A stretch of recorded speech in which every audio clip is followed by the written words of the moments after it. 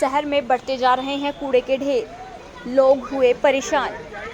नगरपालिका कर्मचारी संघ ने हड़ताल 3 दिन और बढ़ाई। नमस्कार, मैं रिया त्रिपाठी और आप देख रहे हैं सहारा हरियाणा के साथ साथ हरियाणा जागृति 24। आपको बता दें, हरियाणा के रोहतक में नगर निगम कर्मचारियों की हड़ताल पिछले 8 दिनों से जारी है। हड़ताल के कारण जगह जगह कूड़े के ढेर लगे हुए हैं, जिसके कारण लोगों को दिक्कतों का सामना करना पड़ रहा है। नगरपालिका कर्मचारी संघ ने मांगे न माने जाने के विरोध में हड़ताल को 3 दिन तक और आगे बढ़ाने का ऐलान कर दिया है। यहां आपको यह भी बता दें कि नगरपालिका कर्मचारी संघ ने शुरुआत में 2 दिन यानी 19 और 20 अक्टूबर की हड़ताल करने की चेतावनी दी थी, लेकिन सरकार द्वारा मांगे नहीं मानी गई तो हड़ताल को 23 अक्टूबर तक बढ़ा दिया था।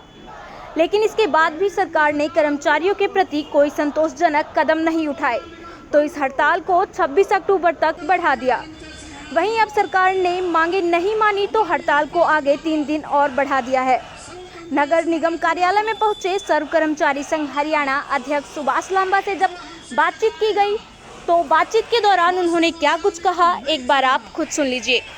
ऐसा है कि जैसे कि सभी को मालूम है कि 19 अक्टूबर से लगातार नगरपालिका कर्मचारी संघ हरियाणा के बैनर के तले 40,000 कर्मचारी नगर निगम पालिका परिषदों की हड़ताल पर हैं और आज जो है इसकी अवधि समाप्त हो रही थी। इसलिए हमने फैसला लिया है कि इस अवधि को 3 दिन के लिए और यानी कि 29 तारीख तक हड़ताल जारी रहेगी।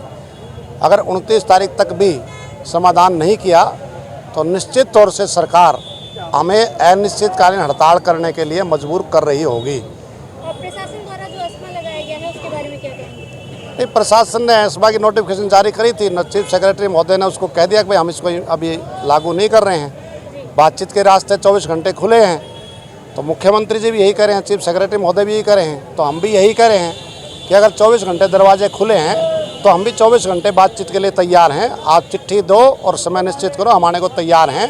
गुमराह करने का बरगलाने की कोशिश सरकार ना करे। आज त्योहारी सीजन चल रहा है, जैसा कि आप जानते हैं, और जो जगह जगह देखो तो कूड़े के ढेर इकट्ठे हुए, इससे बीमारियां फैल रही हैं, तो आम लोगों को इससे बहुत समस्या हो रही है, तो इसके बारे में क्या कहना चाहिए? हमने 4 महीने पहले, आपके दर्शकों को मैं बताना चाहता हूँ, 4 महीने पहले हमने अपना मांग पत्र माननीय मुख्यमंत्री जी को, माननीय शहरी स्थानीय निकाय मंत्री को भेजा था।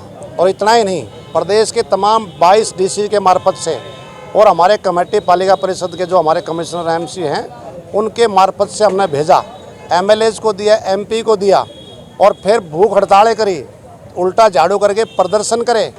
इस 4 महीने के कार्यकाल में सरकार को ये नहीं लगा कि भाई ये दिक्कत आने वाली है। अब जब दिक्कत आ रही है तब घड़ियालू आंसू बहा रहे हैं, गंदगी के ढेर हो गए, फलाना हो गए हैं। आप जबरन उसको उठाने का प्रयास तो कर रहे हो, लेकिन जिसको उठाने के लिए भर्ती कर रखी है आप उनसे बातचीत करने को तैयार नहीं है। ये कोई अछूत आदमी है क्या? क्यों बात नहीं कर रहे आप? मतलब ये वैसे तुम कहते हो कि हम बड़ा उत्थान करते हैं, ये करते हैं, वो करते हैं। अब जब ये हड़ताल पर है, जब उनसे बातचीत नहीं कर रहे हैं, ये मांगे क्या है इनकी? आपको जानकारी के लिए मैं बताऊँ मांगे क्या हैं। मांगे ये हैं कि 96 के बाद में रेगुलराइजेशन नहीं हुई, 18,218 कर्मचारी सरकार ने भर्ती करे, एक भी सफाई कर्मचारी शिविर में नहीं है। और वाल्मीकि समुदाय के बड़े ऐतिहासिक होने की बात करते हैं, पक्का कोई कर्मचारी हमारे लगेगा नहीं। कौशल रोजगार निगम 16 दिन की हड़ताल करी 18 में, जब ठेका हटा डायरेक्ट रोल पर आए, आज उनको कह रहे हो आप कौशल रोजगार निगम में भेज दें। क्यों भेज दें? इस निगम में क्या दिक्कत है?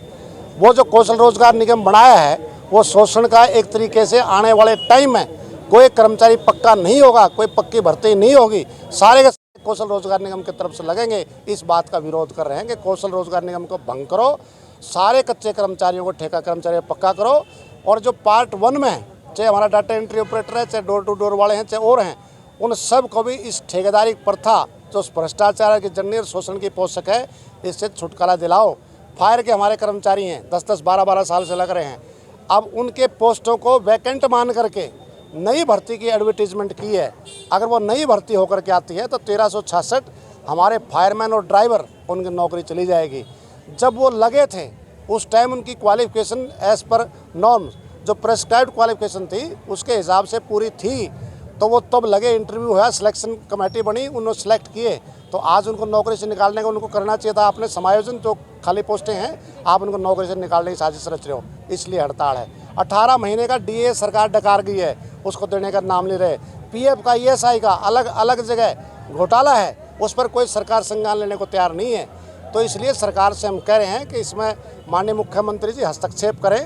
त्योहारी सीजन है, गंदगी का ढेर बन चुका है, इसलिए इनसे बातचीत करके मसलों का समाधान करके इस हड़ताल को समाप्त करवाएं।